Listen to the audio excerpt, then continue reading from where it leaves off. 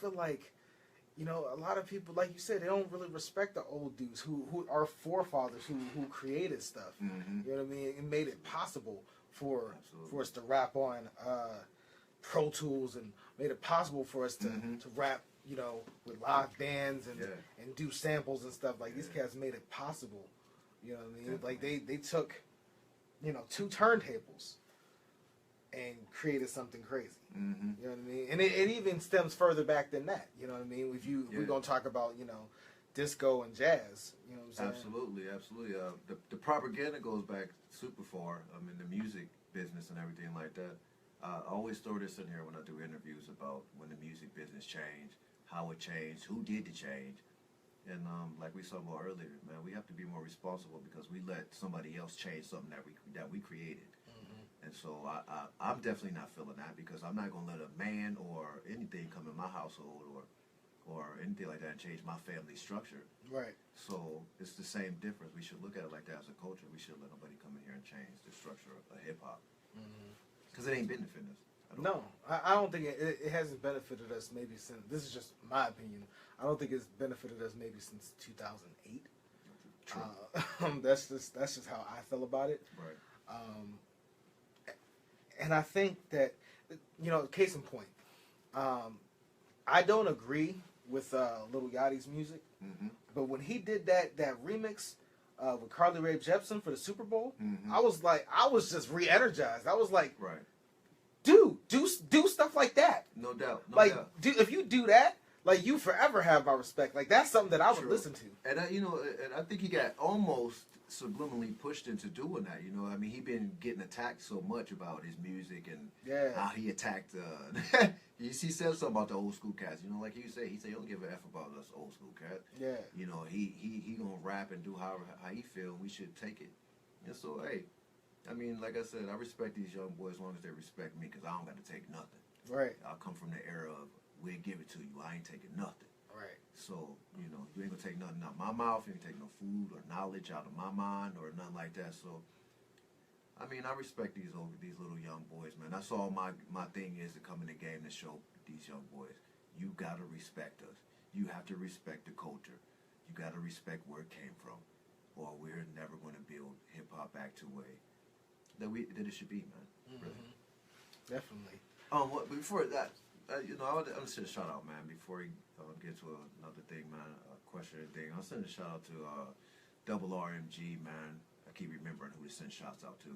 Richard Morrow and Rick Ross Music Group, man. They showed me love when I first came back out, maybe like 2 years ago, and I did the Solvent Gangsters album, which I really didn't really release. They had released the album on their mixtape. It was like the first song on there as soon as I released like my album from that. So they was like kind of promoting that for the No Flight Zone. Yeah.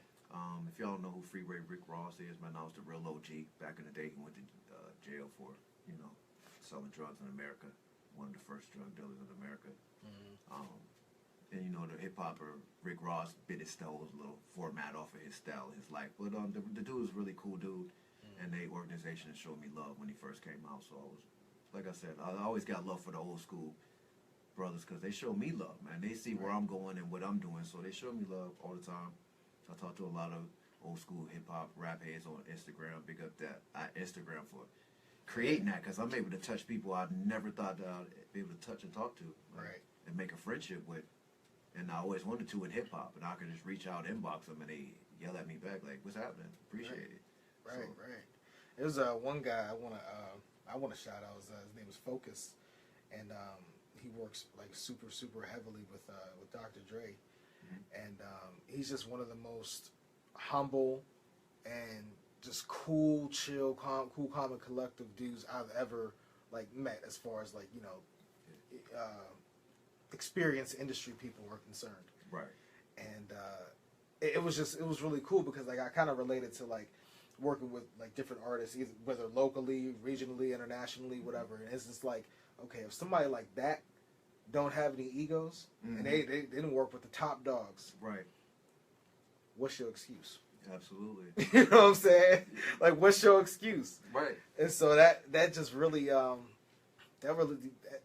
that really like opened my eyes. I was just like, that is so cool. Yeah, no doubt. There is no excuse, SJ. It's about people's character. You know what I mean? Like you're saying, you got to be somebody of substance, and you got to be a character and a being of humanity. If you're not that these days, you ain't going to succeed at all. Yeah. Because this world is coming to a pinnacle where you have to be about humanity. You have to be about. There's so much things going on: politics, law, religion, racism. People are going AWOL with each other right now. So we need more people who have humanity hearts. Whether you be in hip hop, saving the kids, the community, the animals. We need you out here. So big ups to you, and I appreciate you. Thank you. No doubt. For real. It's just, I'm just excited to hear this project, man. I'm excited to see it all come to fruition. Yeah, no doubt. And I just, like I said, I appreciate like hip hop. You know what I mean? And there's so many like hip hoppers out here, like in Youngstown. Yeah. And I just appreciate that, you know, they just keep that thing alive. Yeah. I just ran into Kenny Ali last night, and I was actually talking to him. Yeah, I was talking about him. Right quick. Big up, Kenny. What up? Yeah, I was just talking about him earlier in the day because like one of my friends, or one of our fellow DJs, he asked me, he was like, well, who are some of the cats who come from Youngstown that was pretty dope? And I was like, oh yeah, so I just started naming off people, and I was just like, man, like if like for real, check them out. They yeah, we dope. We nice here, man. I think if we went back right now, like maybe I might do that. We have a conversation right now, go back and just collab and get all the people who really put on for our town, man. Because we've been out here. Hip hop world. If y'all don't know us, we've been out here. Like so, we just trying to get the spotlight over here for y'all can see all the talent that been here and what we've been doing for a long time. So it's just the politics of it. You know, we're a very, very poor community. It's not that, you know, our community have dropped with how many people stay here and things that people provide and the jobs and anything like that. So, you know, we're under the radar, just like a lot of other places these days that's in the struggle. But we got some strong, steel, tough people here, and we're going to come out and we're going to rise. I'm one of them people, and I stand strong for everybody. So I rep that, man. That's dope. No doubt. That's real dope. All right, it's 6:40, and we're about to take another break. We'll be back at 55 to end the show.